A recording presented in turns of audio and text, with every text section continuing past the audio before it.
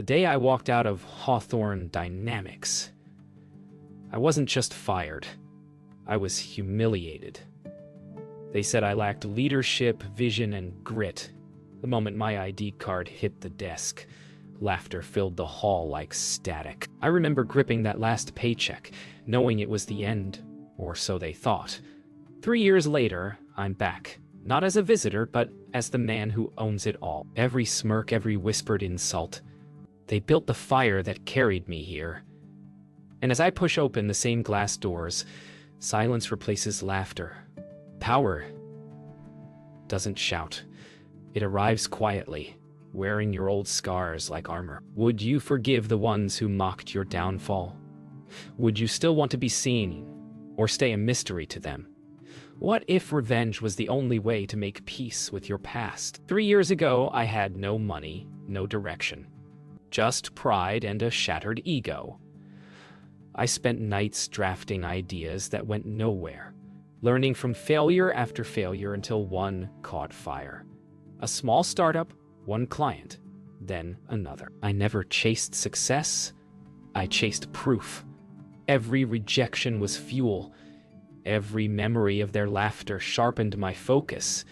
Now, standing here, I realize it wasn't revenge that drove me. It was the hunger to never be underestimated again. When the company crumbled under its own arrogance, I saw my chance. I bought their debt in silence, piece by piece, while they mocked my tiny firm's success online. They never looked close enough to see my name behind the holding companies. By the time they realized, it was too late. They had sold me the empire they once used to crush me. Now, I walk their halls not as prey, but as proof. But power feels different up close. It's heavy, not triumphant. I watch the people who once mocked me now lower their eyes. I wonder if I've truly won, or if I've just built a new cage out of the ashes of the old one. As I take the CEO chair, I look out at the skyline that used to feel unreachable.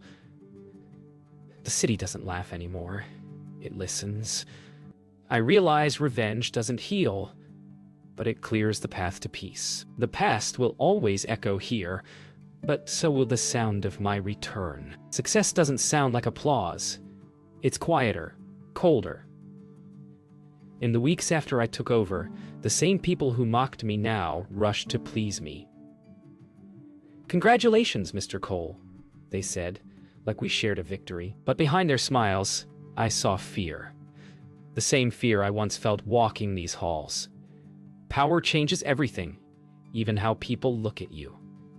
It made me question whether I'd become the very thing I used to hate. And somewhere between board meetings and new contracts, I started to wonder, had I rebuilt the empire, or just repeated its mistakes? Then came the audit, the first test of my leadership.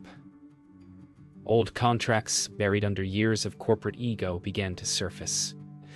I discovered the company's profits weren't built on brilliance, but on deceit. Falsified invoices, missing funds, all signed by the same hand that once fired me. Richard Collins.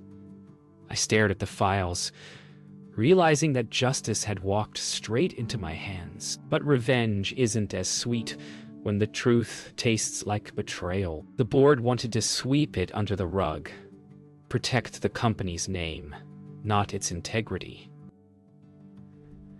But I remembered every word Collins ever said, every sneer.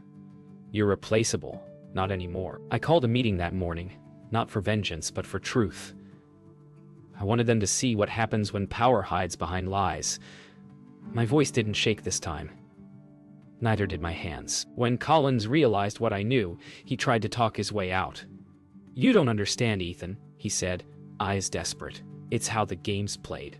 But I did understand, too well.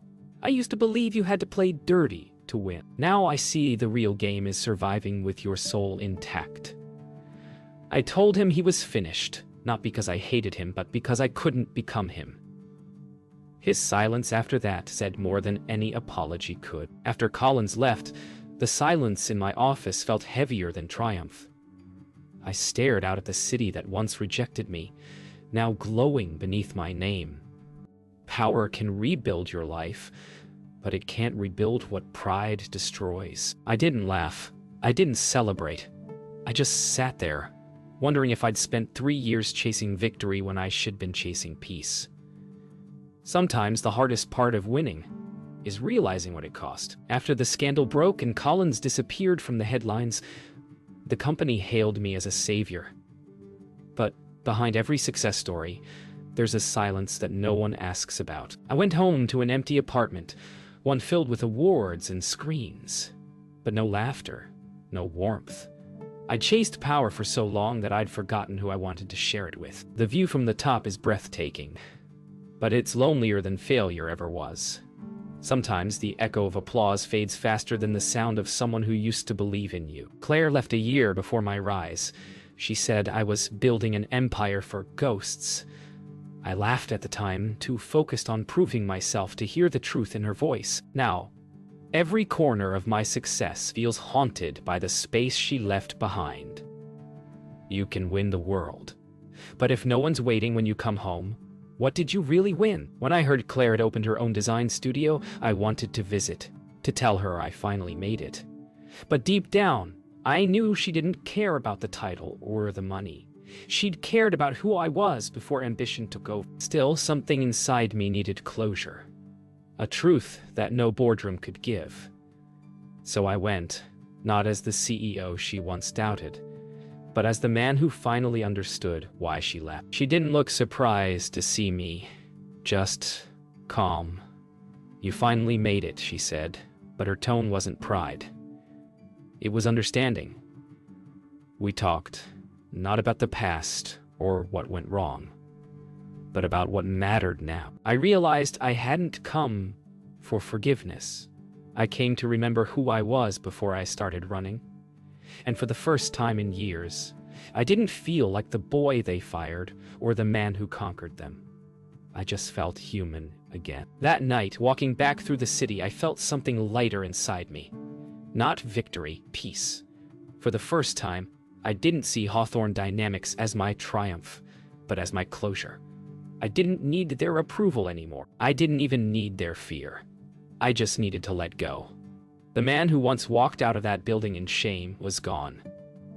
What remained was someone who finally understood that true power isn't control. It's freedom. The peace didn't last long. Success attracts shadows, and mine came in the form of a merger proposal. One that could make Hawthorne Dynamics a global powerhouse, or destroy everything I'd rebuilt. The offer came from Vanguard Systems, led by Marcus Hale, a man I once called a friend. We started together, two dreamers with the same hunger. But where I chose integrity, he chose shortcuts. And now, years later, his smile on that conference call felt too familiar. The kind that hides a knife behind every handshake. Marcus offered everything I'd once wanted: expansion, recognition, legacy. But every deal he touched came with fine print written in shadows. "We can rewrite history together," he said. His voice was smooth, his words sharp. I stared at the contract and saw more than numbers. I saw temptation. To build an empire bigger than Hawthorne. To finally be untouchable. But the man I was becoming had already learned what ambition costs when you never stop to count. I met Marcus in person a week later. Same charm, same lies, just wrapped in more expensive suits. He talked about profit margins. I talked about purpose. He laughed, saying purpose doesn't pay bills. Maybe he was right once, but not anymore. The merger could save thousands of jobs, but it could also bury everything honest I'd tried to build. My silence stretched long across the table, until even he stopped smiling. Some choices don't need words. They need courage. When I turned down the merger, Marcus didn't argue. He threatened. "You'll regret this," he said, leaning close. His company had already started buying our stock through shell firms. The trap was closing, and I could either fight or fold. But for the first time, fear didn't control me. I'd survived worse than this. They once took my job. They wouldn't take my name. Sometimes standing still is louder than shouting. The next morning, I called an emergency board meeting. I told them about Marcus, about the hostile buyout, about what Hawthorne was about to face. But I didn't speak like a victim. I spoke like a leader. The man they once fired for being too soft was gone. I wouldn't play by anyone's rules. Not anymore. As I looked around the room, I saw something new in their eyes. Trust. Not in my power, but in my purpose. That was the moment I realized redemption doesn't erase the past, but it can rewrite the future. The fight began quietly, like a storm forming behind clear skies. Marcus thought I'd fold. That fear would make me sell. But this time, fear was my weapon. I learned how to use silence, how to make every move count. The company he once tried to buy was now learning to stand on integrity, not intimidation. But behind every decision, there was a cost, and I could feel mine approaching. Power demands payment, even when you've earned it honestly. When Marcus leaked false stories to the press, everything I'd built trembled. They said I stole ideas, that I used inside connections, that I was no better than the men I'd replaced. For a moment, I almost believed them. Reputation can break faster than truth can rebuild. But then I remembered the man I used to be, the one they mocked, the one they underestimated. I wasn't fighting for revenge anymore. I was fighting for everyone who had ever been told they weren't enough. I decided to go public, not with anger, but with truth. I faced the cameras, the reporters, the accusations. Every word I spoke came from the part of me that refused to break 3 years ago. You can't bury honesty, I told them. It grows roots in silence. The world loves a scandal, but it also loves a comeback. And this time, I wasn't the story of defeat. I was the story of resilience. That night, I walked through the office, watching my team work late. No one was afraid anymore. They didn't just see a company, they saw themselves in it. People who'd been overlooked, doubted, dismissed, now standing tall. I realized then that leadership wasn't about control or revenge. It was about giving others the strength to rise. The building that once broke me had become the place that rebuilt us all. The next morning, I received a message from Marcus. You win. It didn't feel like victory. It felt like release. I didn't need to destroy him, just prove that integrity could outlast greed. Standing by the window, I finally understood what Claire meant all those years ago. I hadn't built an empire for ghosts. I'd built it for redemption. Sometimes, success isn't about coming back stronger. It's about coming back kinder. And for the first time, I truly had. Peace doesn't come with applause. It arrives in silence. Months after the war with Marcus ended, the company found its rhythm again. But for me, something deeper began to change. I no longer woke up chasing success. I started chasing meaning. I realized that power means nothing unless you use it to lift others. The same halls that once whispered my failure now echoed with laughter, ideas, and hope. It wasn't just my redemption anymore. It was everyone's. I began hosting mentorship sessions, quiet talks about failure, resilience, and the truth behind success. Young employees reminded me of who I used to be: hungry, hopeful, and terrified. They didn't need a boss. They needed someone who'd survived the fire and still believed in light. I told them the truth, that the world will laugh, doubt, and break you. But those moments aren't endings. They're beginnings disguised as defeat. One evening, as I prepared to leave, I found an old envelope in my desk. The termination letter from 3 years ago. The words still stung, but not with anger anymore. I smiled, folded it carefully, and tucked it inside my briefcase. The man who once needed to prove himself no longer did. That letter wasn't a wound anymore. It was proof that rock bottom can be a foundation if you build on it. That night, I walked by the river where I used to sit after losing everything. The water shimmered under the city lights, the same lights that once felt unreachable. Now they just felt familiar, like old friends watching from above. I thought of Claire, of Marcus, of everyone who shaped this journey. Forgiveness, I realized, isn't about forgetting. It's about understanding why it had to happen. Every loss, every scar, led me here. As dawn broke, I returned to the office one last time before the new fiscal year. I placed a single note on my desk. Build, don't burn. It was the lesson of a lifetime, written in 4 words. I didn't need revenge, recognition, or even redemption anymore. I had purpose, and that was enough. As the first light touched the company logo on the wall, I smiled. I had come full circle. Not to prove them wrong, but to prove myself right. Years passed quietly after that morning.